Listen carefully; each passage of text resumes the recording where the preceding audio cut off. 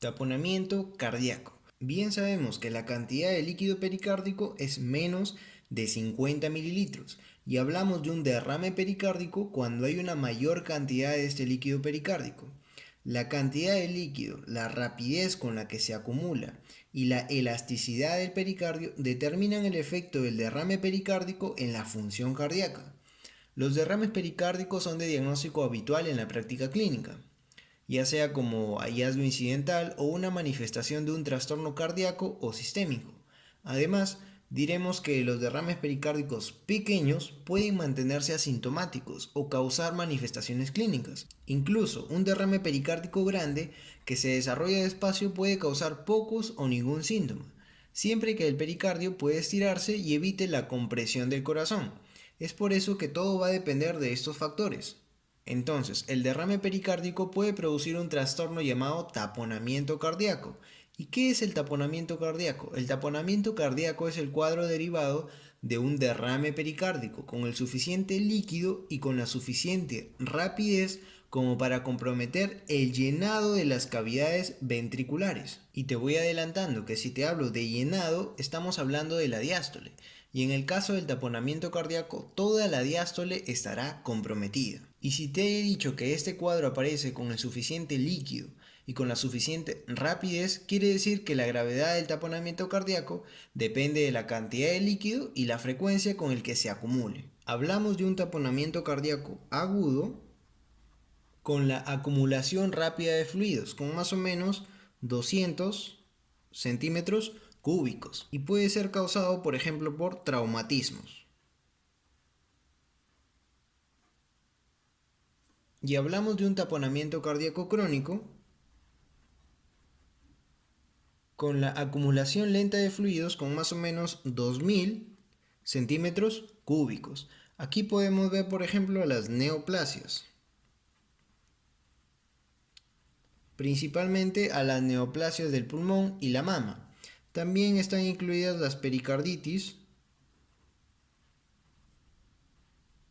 viral, a la urémica y al síndrome de Dressler.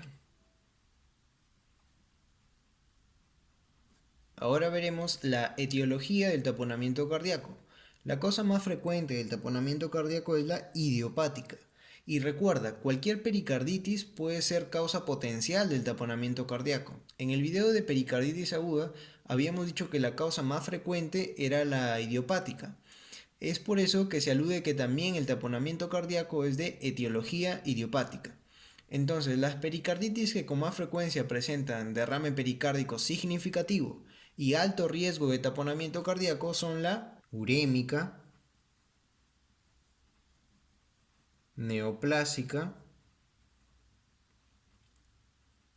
tuberculosa, también el hemopericardio, traumático, bien por disección aórtica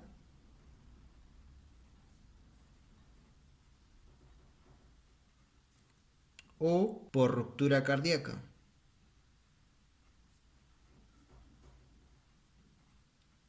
Esta ruptura cardíaca también puede ser ocasionada por un infarto agudo de miocardio o simplemente por iatrogenia.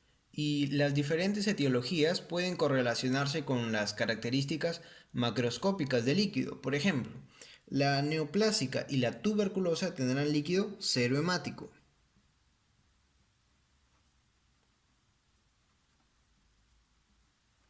Y obviamente el hemopericardio traumático, hemo, tendrá líquido hemático.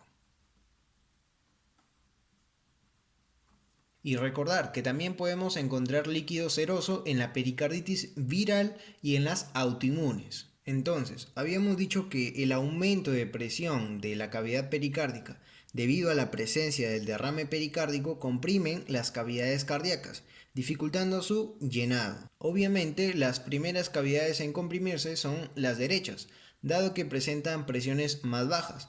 Primero la aurícula derecha y después el ventrículo derecho. Esto dificulta el llenado ventricular, produciendo un aumento de la presión venosa yugular, por aumento de la presión en las cámaras cardíacas, produciendo una congestión periférica y también una caída de la presión arterial, obviamente la caída del gasto cardíaco, con signos de mala perfusión.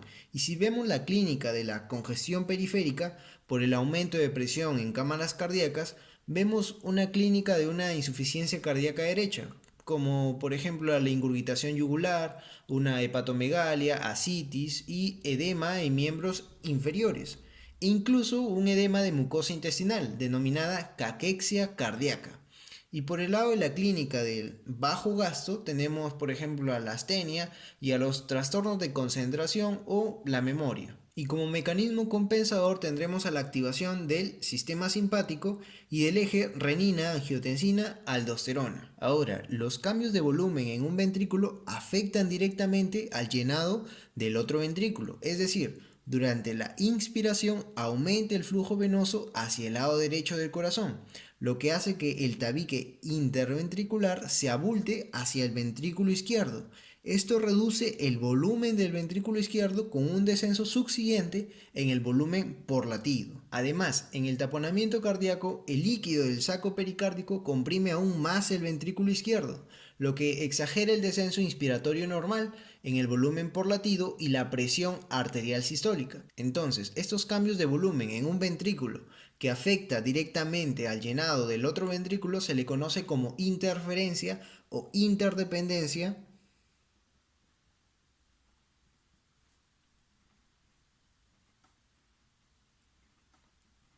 ventricular diastólica, o también llamado como efecto de Verne. Esta interrelación ventricular es evidente en casos de taponamiento cardíaco, siendo esta la causa de pulso paradójico.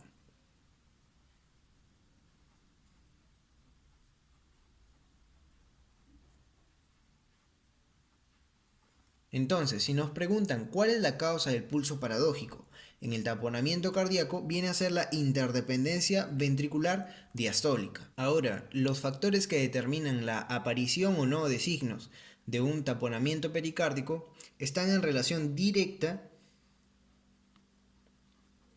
del volumen y la velocidad de instauración del derrame y la rigidez del pericardio parietal. Un dato importante que te dije al inicio es que en el taponamiento cardíaco está comprometida toda la diástole. Pregunta de examen.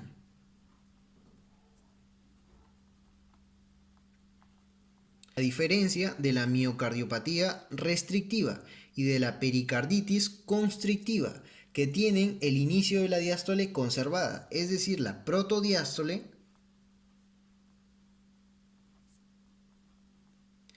conservada.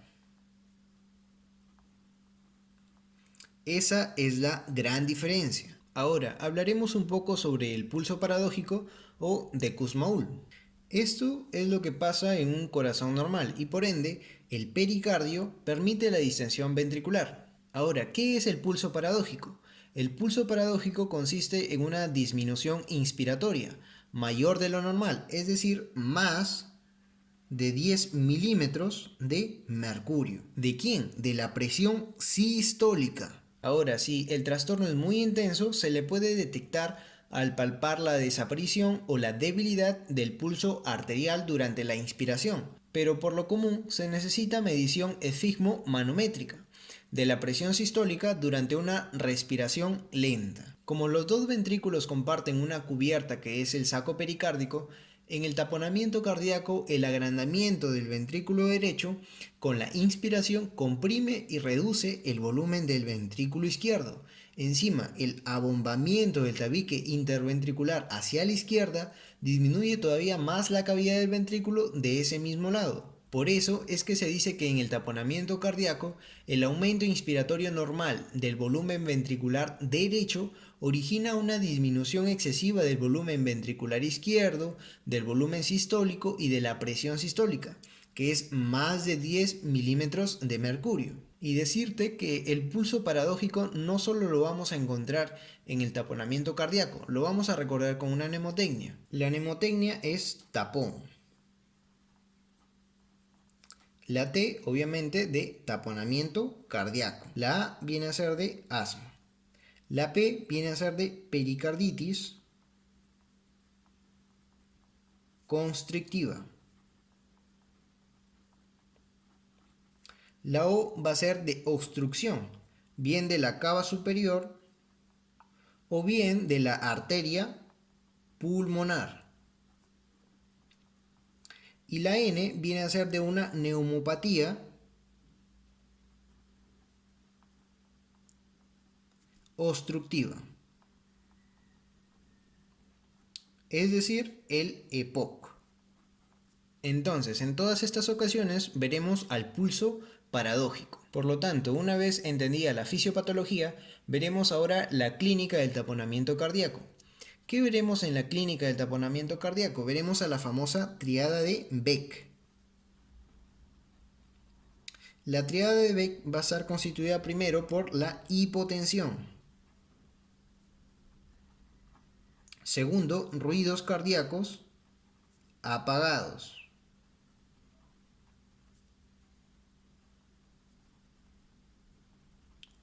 Y número 3, la ingurgitación yugular. Recuerda que la clínica del taponamiento cardíaco se deriva de la disminución del gasto cardíaco y la congestión sistémica, donde podremos ver hipotensión arterial, taquicardia, oliguria e incluso, como te dije, datos de la insuficiencia cardíaca derecha. Y ojo, la presión venosa yugular aumentada estará con un seno X prominente. Pregunta de examen. El diagnóstico, a diferencia de la pericarditis aguda, donde el EKG era la prueba más útil, acá el diagnóstico se hace con ecocardiografía.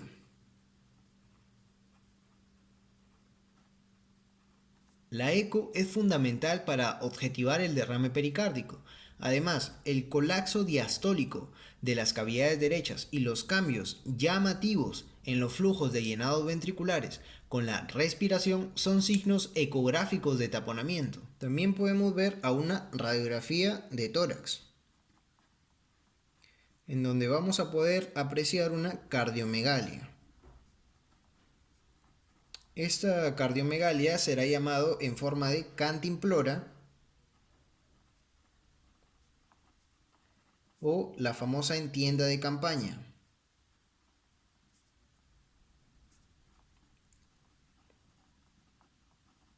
Pero ojo, la silueta cardíaca también puede estar normal.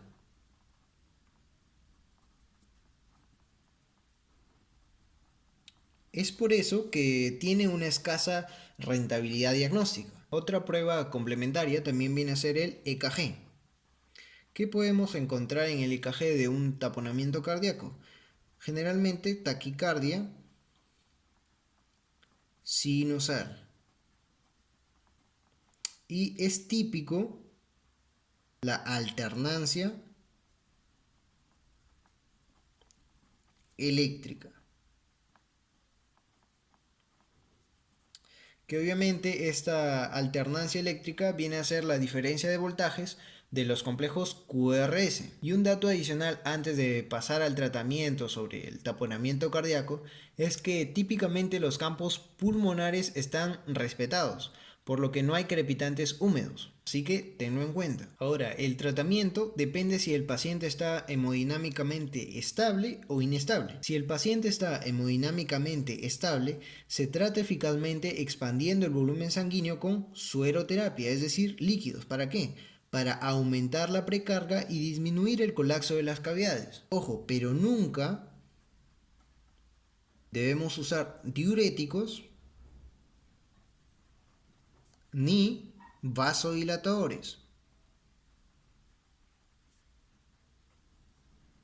puesto que reducen la precarga aumentando el colapso y predisponiendo al shock. Ahora, si el paciente es hemodinámicamente inestable, el tratamiento de urgencia es la pericardiocentesis.